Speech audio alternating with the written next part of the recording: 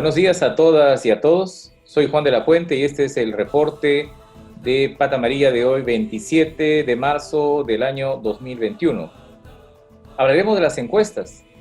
Estamos haciendo vigilia entre mañana y el día 4, que es la fecha final que la ley autoriza la publicación de encuestas. Se publicarán entre 4 o 5 sondeos de opinión. Tendremos entonces una avalancha de datos. En la década de los 90, incluso en la década pasada, teníamos más empresas encuestadoras. Las elecciones del año 2001 tuvieron 7 encuestadoras más o menos permanentes, haciendo estudios demoscópicos. Igual el año 2006, pero el año 2011 estas encuestadoras bajaron a 4, el año 2016 también, y este año tenemos en realidad 4 empresas encuestadoras más o menos reconocidas, ¿no? Hay menos estudios porque hay obviamente menos dinero. Una encuesta electoral cuesta un promedio de $12,000. En mi caso, me place, suelo comentar las encuestas de IEP, el Instituto de Estudios Peruanos, e Ipsos Perú, por sus antecedentes y porque a la lectura de la muestra me parece que son más confiables. Eso no significa descalificar a otras, pero uno escoge con qué encuestadora se siente más cómodo analizar y comentar. Las encuestas telefónicas que se hacen ahora durante pandemia tiene ventajas y desventajas. Probablemente su mayor ventaja sea la profundidad, es decir, que tiene mayor posibilidades de llegar a zonas rurales y a una mayor cantidad de provincias. Antes las encuestas nacionales que eran presenciales podían llegar máximo a la capital del departamento y quizás un par de provincias. La desventaja está en las tasas de rechazo, porque una encuesta telefónica, de acuerdo a cómo informan las muestras, tienen un alto número de personas que no quieren contestar la encuesta a pesar de haber contestado el teléfono. En Ecuador se ha tenido un antecedente de encuestas telefónicas en el contexto de pandemia, previo a la elección que fue hace un par de meses. Y en general, no ha tenido un mal desempeño la encuestadora en el sentido que estuvieron arregladas las cifras, los datos. Sí hubo un voto escondido, en ese sentido hubo un error considerable, pero ese error es común a todas las encuestas, a todas las empresas encuestadoras en Ecuador. Eh, Hay un error general que se incurre, en el que se incurre cuando analizamos las encuestas en el Perú en proceso electoral. Nos importa mucho quién sube y quién baja. Y en este contexto, cuando tenemos un volumen muy bajo de intención de voto que se está moviendo, y cuando las diferencias entre los candidatos pueden ser de 1 punto o 2 puntos, entonces, claro, hay una batalla por los decimales. Pero yo creo que la clave está en los desagregados. Y me parece que allí se encuentra la riqueza de este proceso profundamente crítico, es decir, la evolución de la intención de voto en los territorios, en la composición de género, de varones y mujeres, y en los sectores sociales. ¿Qué miden hoy las encuestas? Es cierto que miden la intención de voto, y en ese sentido han profundizado más en identificar grupos etarios, varones, mujeres, sectores A, B, C, D y E, y cómo se mueven, dividen el país en 4 o 5 grandes grupos territoriales. Eso está bien. Pero si uno profundiza en la encuesta, encontrará que miden más a la incertidumbre de estos últimos meses en el Perú. Porque las encuestas muestran varias polarizaciones.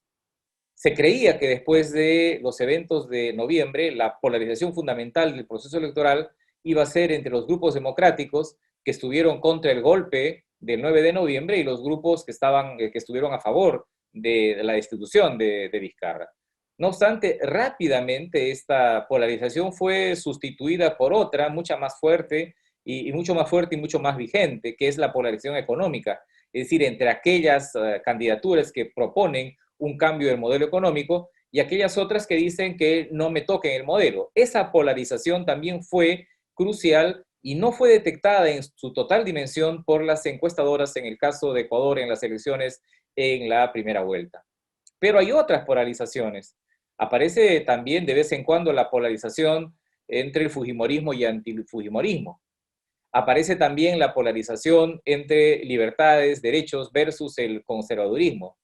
Estas varias polarizaciones motivan varios elementos que constituyen una visión demoscópica, que son además, que es un escenario que hace muy compleja la elaboración de una encuesta. Primero, muestran a un país donde sus postulantes a la presidencia del Congreso están achatados hacia abajo. Nunca habíamos tenido una baja intención de voto, de manera que incluso solo un candidato supera el dígito, todos los demás están en un dígito, un escenario que yo llamo el de Blancanieves y los 7 enanitos.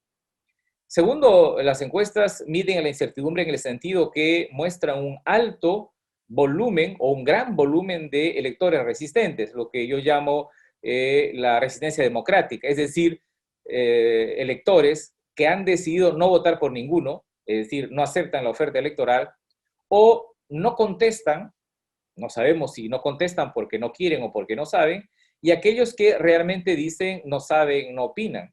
Considerando además que, según las encuestas, entre el 85 y el 92% de personas dicen que van a ir a votar. No sabemos si esa cifra será la definitiva.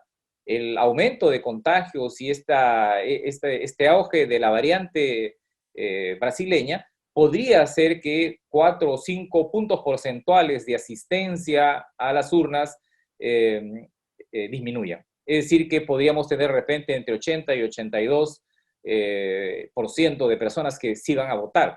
Veamos, espero equivocarme.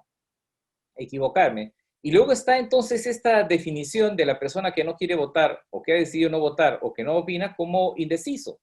La verdad es que la palabra de indeciso hoy día en una encuesta debe ser revaluada o redefinida. ¿Qué es un indeciso tradicional?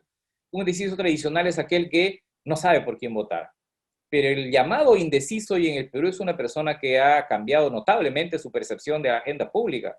Porque si hay un 20% de personas que han decidido no votar por ninguno, estamos hablando de un deciso. O, si el término cabe, un indeciso colérico, un indeciso desconfiado, un indeciso que rechaza.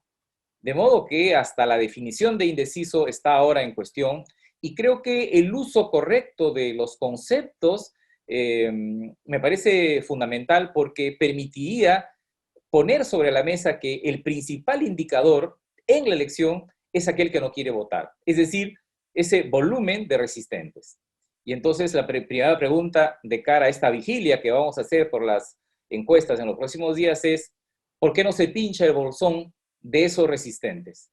Si ese bolsón se va a pinchar, no sé, los 3, 4, 5 últimos días, las encuestas del 4 de abril serán totalmente distintas a las encuestas que se publicarán este fin de semana. Una pregunta fundamental porque eso tiene que ver con la legitimidad de los partidos que concurren a la primera vuelta y que van a pasar a la segunda vuelta. Porque una cosa es pasar a la segunda vuelta obteniendo 30% de votos emitidos, que quizás podrían convertirse en 35% de votos válidos, y otra cosa es pasar con 15% o 18% de votos emitidos, lo que podría ser un 25% de votos válidos.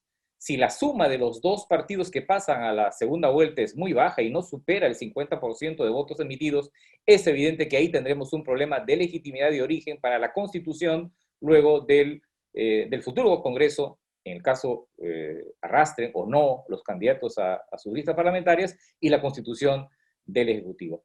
La segunda pregunta de las encuestas es sobre la fragmentación, es decir, la enorme variedad de reacciones, ya no solo de las personas, ya no solo en relación a los candidatos, sino a las preguntas políticas y a las preguntas programáticas.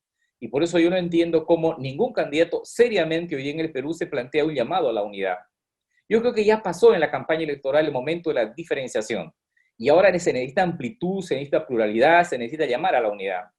Y los candidatos que se encuentran más punteados, mejor ubicados en las encuestas, daría la impresión que están subestimando este importante elemento que ya no solo tiene que ver con el hecho de unir al país en un proceso electoral, sino unir al país para el momento de la gobernabilidad después del 28 de julio. Así que ahí, amigos, hagamos esta vigilia de las próximas horas, esperando las encuestas, apreciémosla con racionalidad, apreciemos mirando, corriendo la cremallera de lo que las encuestas dicen, más allá del sube y baja, y mirando los desagregados, donde yo creo que se encuentra una enorme riqueza de esta diversidad, esta fragmentación de un país en crisis como es el Perú hoy día. Eso es todo, amigos, por hoy. Nos veremos más adelante. Gracias. Pata amarilla.